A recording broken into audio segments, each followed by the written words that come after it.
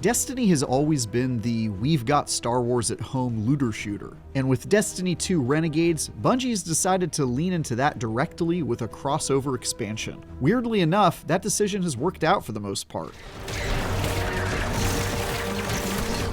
Renegades doesn't solve many of Destiny 2's long-standing issues, including the fact that it's been awkwardly spinning its wheels for over a year now, reminiscent of the MCU post-Endgame. But embracing the cheesiness and over-the-top drama of Star Wars is at the very least a surprisingly nice change of pace for what has otherwise become quite a predictable universe.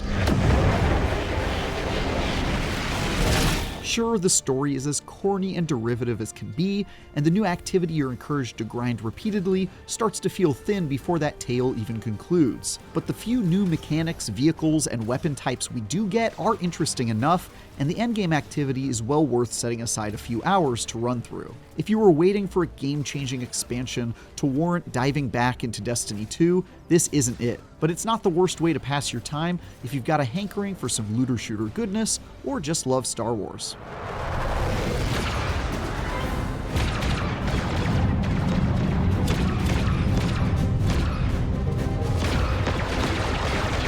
If you've already watched any of my previous expansion reviews, then you already know I am a weirdo Destiny fan who has stuck with this game through thick and thin. So it should mean something when I tell you that saying I am also a Star Wars fan would be such a massive understatement that I'm actually too embarrassed to elaborate further publicly. Thanks for nothing. But even with my undying love of space wizards, I was initially mortified to learn Destiny 2 was planning a crossover with it. For me, it was the ultimate sign that Destiny was out of ideas, had gone full Fortnite in a way that seemed cheap and tacky, and was making one last desperation play during the slow death it's been suffering for a number of years now. And yeah, that all pretty much turned out to be true. But when I found myself watching two lightsaber-wielding foes square off in an epic cutscene while listening to the John Williams-esque music this expansion makes heavy use of, I'll admit, it won me over at least a little.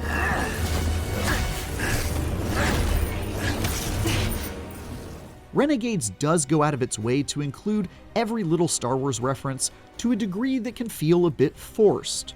A crutch that's continuously leaned upon in lieu of original ideas. For example, in the very first mission alone, you'll find yourself trapped in this familiar predicament. I had to route you through the garbage disposal.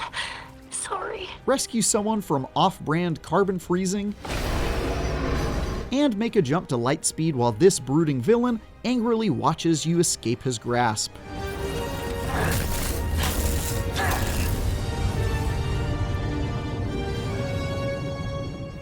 It's extremely on-the-nose stuff, and I was just as likely to experience a full-body cringe as I was to smile about it. But the complete screw-it energy at play here, as it full-throatedly embraces all the corniness and drama for which Star Wars is known, does have a certain kind of refreshing charm that's at least a distinct direction for Destiny 2. I've been complaining about this game feeling stale for at least 5 years now, so I've got to give Bungie a bit of credit for trying something new here. Why do you hate your own kind so much?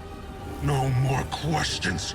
Sadly, the neat Star Wars-inspired story is weighed down by quite a bit of added fat that presumably is there in hopes you won't notice how short Renegades would be without it. In between the precious few story missions, you'll be sent off to run the new Lawless Frontier activity, more on that later, which drip feeds little bits of info before the next real mission actually moves the plot forward. Many of the non-filler quests use the same maps as the Lawless Frontier as well, but they're at least filled with more unique stuff to do, like one quest where you blow up this recognizable sail barge in front of this borrowed floor maw. To its credit, it does introduce some interesting characters like this cool lady, who is basically just a Jedi Knight, and this emotional red leather daddy Sith Lord who spends all of his time aura farming and making my wife squeal with alarming delight.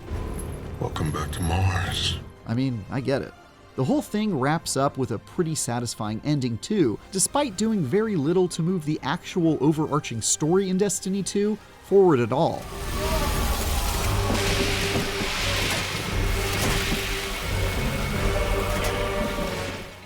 The Lawless Frontier activity that Renegades repeatedly pushes you towards works like an extremely bare-bones extraction shooter. You and 2 others are dropped into one of 3 maps and directed towards a series of the typical combat-heavy chores for which Destiny is known, like carrying objects to a drop point while under fire or defending a zone while standing on a plate. Along the way, you collect loot boxes you then need to try and extract with before time runs out, or you run out of the finite number of revives your team is given. And of course, no extraction mode is complete without rival players being able to come in and ruin your day, which is accomplished via a solo invasion mode where you jump into someone else's game and try to score a few kills to grab some quick loot. Opposing light eliminated. The 3 map options are great, as each reworks an existing location within the Destiny universe to fit with the Star Wars theme. The icy Europa now looks a whole lot more like Hoth, with anti-aerial cannons and frozen bunkers. Mars has been turned into the dune seas and canyons of Tatooine, but is sadly missing banthas. And Venus has been transformed into a part swampland, part forest that plays off of Dagobah, Endor, and Kashyyyk. For Star Wars fans of all stripes, seeing stuff like this is just rad, though it would have been nice if they'd put as much work into the baddies we're fighting. Aside from the Cabal wearing white Stormtrooper adjacent armor, we're basically just fighting the same handful of enemies we've been blasting for years. As a non-invading player, Lawless Frontier is initially a strong game mode that gets less exciting each time you're asked to do it, which is a whole lot. At first, the idea of killing loads of baddies in levels that are extremely enemy dense and getting a whole lot of loot is pretty great, but once you've played each of the 3 maps and extraction scenarios a couple times, you'll pretty quickly have these regions and all their secrets down to a science, leaving you to rinse and repeat the same handful of encounters ad nauseum. In other words, pretty typical Destiny stuff. The good news is that the grind actually comes with some pretty stellar rewards this time, as I was able to get a whole bunch of cool stuff like my first complete set of Tier 5 armor after only a handful of hours grinding. If there were a bit more variety to the maps and encounters within Lawless Frontier, the grind to greater power and weapon rolls would have been a lot more enjoyable. Helping break up the monotony, though, are Renegade abilities, a new mechanic that lets you call in helpful support ordinances to assist you in battle. These could be things like a dome of healing light for you and your teammates, or an airstrike that bombards the battlefield with explosions. As you level up your reputation by playing the Lawless Frontier, you'll unlock new abilities along the way, including one that lets you summon this massive AT-ST-inspired mech called the Behemoth. All of these are really nice, although they only work while in the Lawless Frontier extraction mode, and I'll admit it made me pretty bummed out every time I was off doing something else like the story missions or the dungeon activity and no longer had access to them. It's sort of hard to go back to not having these cool toys after you've spent a dozen hours relying on them and leveling them up. Nice work. Your ride's on its way. As for Invasion, as much as I had fun showing up and ruining other players' games, the entire feature feels pretty out of place, as though it was only included because PvP is an obligatory element of an extraction shooter. When invading, it's usually easy enough to score a few kills and make off with some quick loot, which is a really efficient way to gather gear, but it just feels wrong interrupting other players who are distracted with the mission before them and surrounded by NPC enemies. One light down. And as the person being invaded, there's not really any incentive to sweat it anyway. Although you have a limited number of revives, you're also given extra revives when you get invaded to offset any potential loss, which makes the stakes basically non-existent. They're trying to make a break for it. Stay on up. Sure, you can get a couple extra loot boxes by killing your invader, but it's a pittance given how much loot this activity generates regardless. Don't get me wrong, I still spent enough time invading others to earn my red lightsaber crystal because I'm a terrible person, but the whole system could have been better executed. You know what a Star Wars themed expansion just wouldn't be complete without? Lightsabers. Yeah, those are in Destiny 2 now, though they're called Praxic Blades, and they're basically as cool as you'd think. You can throw them like Vader trying to decapitate his own son, use them to deflect incoming fire back at your enemies like you're picking off clankers in the Clone Wars, or just get in close for good old-fashioned Kylo Ren sticking it to his dear old dad action. The quest to unlock your very own saber is also one of the best in the expansion, and a lot of the endgame and Renegades revolves around unlocking various saber colors or mods to make your laser sword even cooler. Are they hugely different from the swords that already existed in Destiny 2? No, not really, but they're enough of a tweak to be interesting while also just being way cool. Hard for me to get mad about that. Once you've completed the brief story and run enough Lawless Frontier to be sick of it, the final hurdle is the raid light activity called Equilibrium. It's the endgame finale filled with challenging mechanics and beautiful set pieces you'd expect, and awards some absolutely awesome loot that I won't spoil here. These so-called dungeons are some of Destiny 2's best content, and Equilibrium is certainly no exception, with the Star Wars flair adding a much-needed change in style and tone. The bosses, which include a dual saber-wielding ninja badass, are memorable and fun to figure out, and the enemy-dense areas and platforming sections were a joy to explore. It's worth noting that the entire thing is pretty short and can be comfortably beaten in under 2 hours without much issue, but I don't have many complaints overall. It was time well spent, and I'm likely to play it again with friends in pursuit of the unique loot.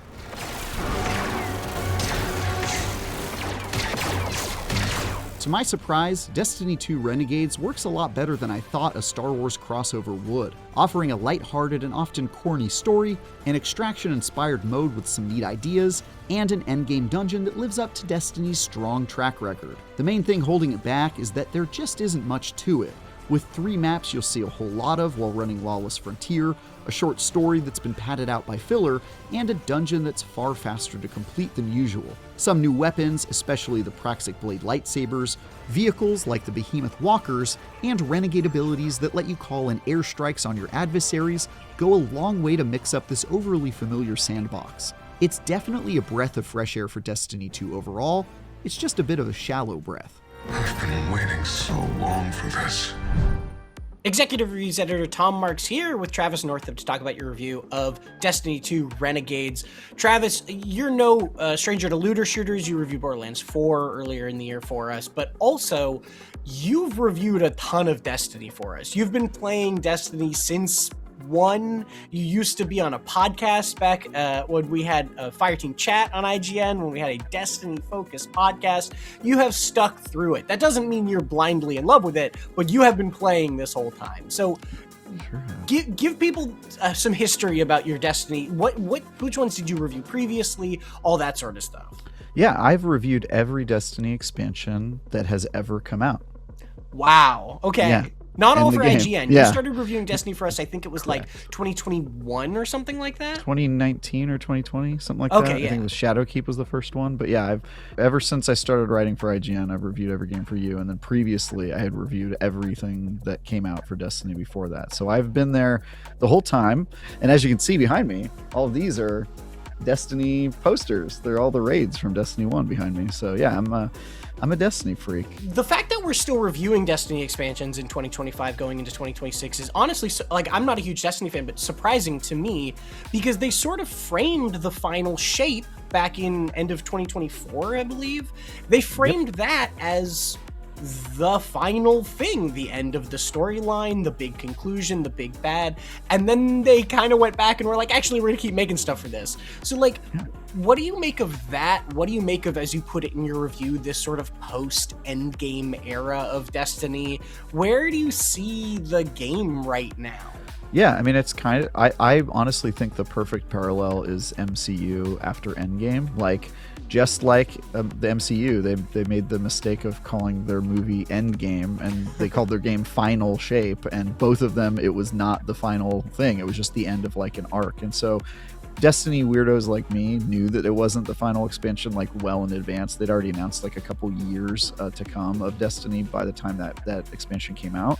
But it is confusing to the average person, and I totally get why. It's even confusing to some Destiny players. And so yeah, it's been in a weird spot, but they are trying new stuff. They tried new stuff last year. Not all of it worked out, but they did some interesting things that we've never seen Destiny before. And with this one, they've also are trying new stuff. So in both cases, I'm curious and interested to see if they're going to find footing, but I'm at least heartened by the fact that for the first time in a while, they're doing like a lot of weird things, which I'm kind of into. I mean, that's sort of that's how you win Travis over, is by showing me stuff I haven't seen before, and they've been doing a lot of that, so that's been cool to see. I'm of the opinion that Destiny has to change if it wants to survive. Like I've seen, especially in the looter shooter space, like Borderlands got basically erased by the existence of Destiny, and then every time a looter shooter comes out after that, they're changing the game and kind of like reworking the formula, and I don't think Destiny can really continue to succeed doing what it's done, and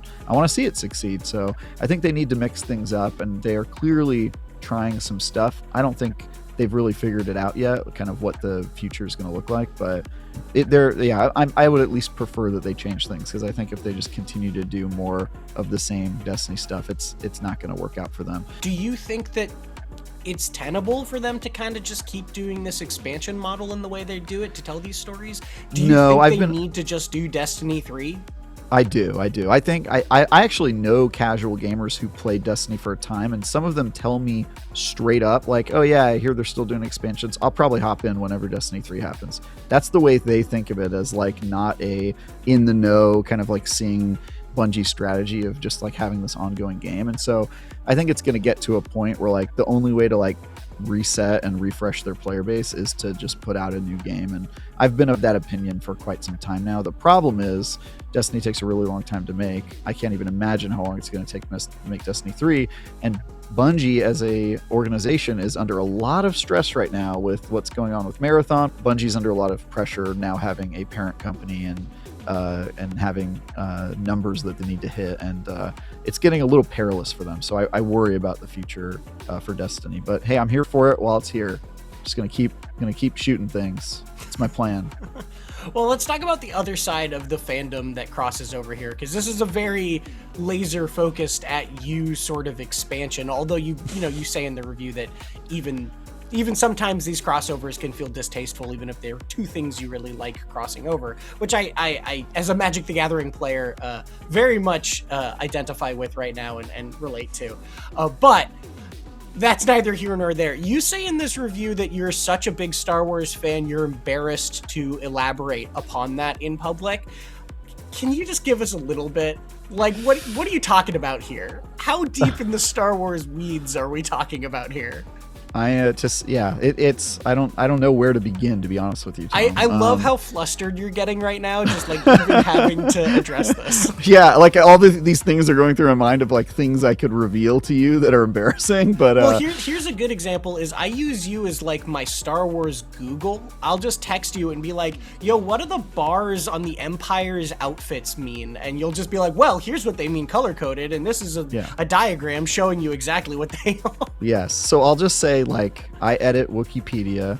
I am a like Star Wars lore guy. I'm fully caught up with the complete canon of Star Wars right now, meaning I've read and watched and listened to everything that they've created that is currently canon. And I've been running a Star Wars tabletop RPG session for multiple years now. And I've even won a couple Star Wars trivia nights that with some serious competition. I mean, if it's Star Wars specific trivia, the people who show up come to play. So yeah, I'm like, I'm just I'm deep in I'm hard in the paint, Tom. I don't know what to tell you. Like, Star Wars has been my thing since before I could even talk. And it's so seeing the crossover is like, dream come true for part of me, but also I have been against the crossover thing since Destiny started dipping their toes in the water a while ago. Like, they did like skins for PlayStation characters when they got acquired. They had like a Witcher thing where you could get like Witcher skins and items in the game. And even that, I was just like, they're kind of just going the way of like free to play, which Destiny isn't. They charge you a lot of money to play the game, and then they have the microtransaction thing that feels pretty scummy, and then on top of that now they're doing like full crossovers. And so I call it the Fortnitification of games, and to me it means that you're going a certain direction that I think Destiny hasn't been historically, and I'm not sure it's the greatest idea for them to do so. It's just a weird expansion, and it's hard to explain to people who go like, so what is this? Is it Star Wars? How is it also Destiny? And I'm like, bro, I barely can tell you the answer to that. Like, it's just weird. Travis, thank you so much for talking with us a little bit more about the review, about this expansion, your Destiny and Star Wars taste, all that stuff. If you want more from Travis, we mentioned it, but you can go check out his review of Borderlands 4 from earlier this year. We had a long conversation at the end of that one about his looter-shooter tastes and that sort of thing. If you want a totally different sci-fi shooter-ish thing that I'm just gonna plug in here as a segue, hey, check out our review of Metroid Prime 4. That also has laser beams in it. There you go. I'm running out of material. It's December. Anyway, and for everything else, stick with IGN.